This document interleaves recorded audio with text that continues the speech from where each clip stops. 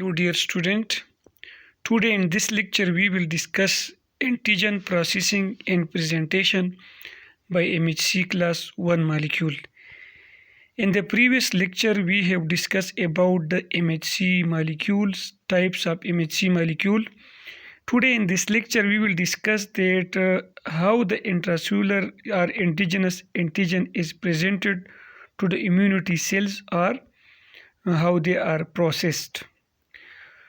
तो सबसे पहले हम डिस्कस करते हैं कि एंटीजन प्रोसेसिंग और प्रेजेंटेशन क्या होता है। तो एंटीजन प्रोसेसिंग क्या होता है? Pathogen degraded produce peptide and this peptide fragment are loaded to the MHC molecule and travel to the cell surface and they are degraded.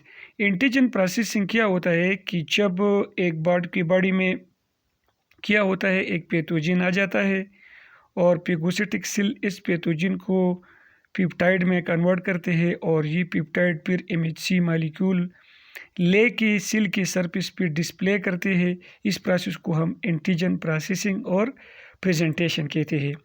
तो आज इस लेक्चर में हम डिस्कस करेंगे कि एंडोजेनस एंटीजन या इंट्रासेलुलर पैथोजन जो है वो एमएचसी क्लास 1 मॉलिक्यूल किस तरह आपकी टी सेल्स को रिप्रेजेंट करते हैं। तो लेट अस स्टार्ट करते हैं। सपोज़ ये एक वायरस आ जाता है और ये वायरस आपकी बॉडी इंट्रासेलुलर जो है ये मतलब मल्टीप्लिकेशन करता है, क्योंकि वायरस इंट्रासेलुलर पैथोजन है।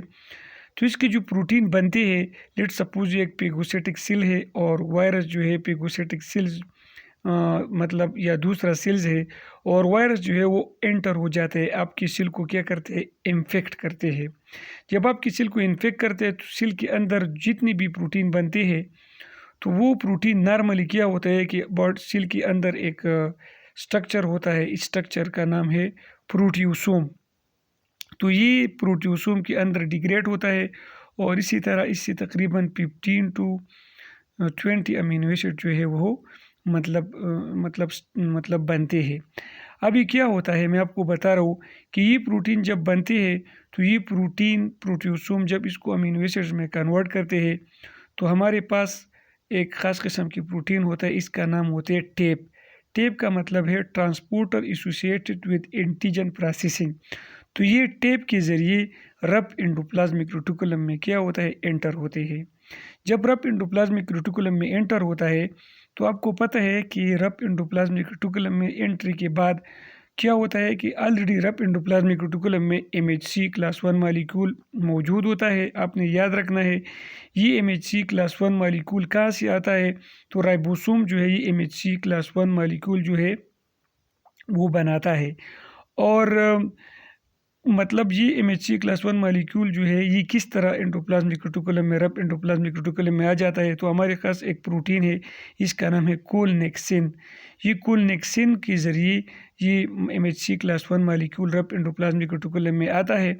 और मैंने आपको बताया कि एमएचसी क्लास 1 मॉलिक्यूल में अल्फ़ा 1 अल्फ़ा 2 अल्फ़ा 3 जो है ये मौजूद होते हैं।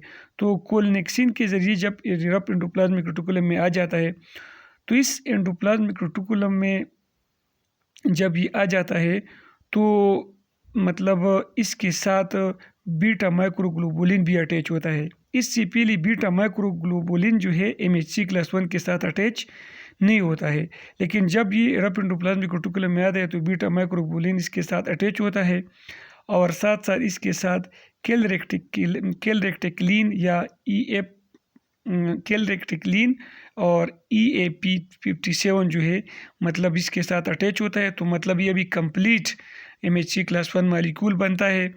तो अभी ये मतलब इसके साथ अटैच होता है तो अभी एंटीजन इसके साथ अटैच नहीं हो सकता। तो हमारे पास एक एंजाइम है, इसका नाम है टेपसिन। ये टेपसिन एंजाइम जो है ये एमएचसी मॉलिक्यूल के जो अल्फ़ा 1 और अल्फ़ा 2 है इससे ये EAP57 और कैलरेक्टिक्लिन जो है इसको रिमूव करता है। तो ये क्या होता है, ये जो ऑलरेडी प्रोटीन आई है मतलब ये प्रोटीन इसके साथ क्या होता है, अटैच होते हैं।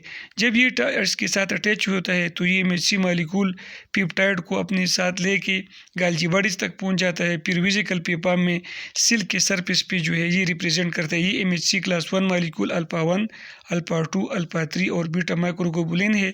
अभी ये जो पेप्टाइड है, ठीक है ना, ये पेप्टाइड इस MHC की अल्फा 1 और अल्फा 2 की डोमेन के दरमियान जो है ये वाक़या है।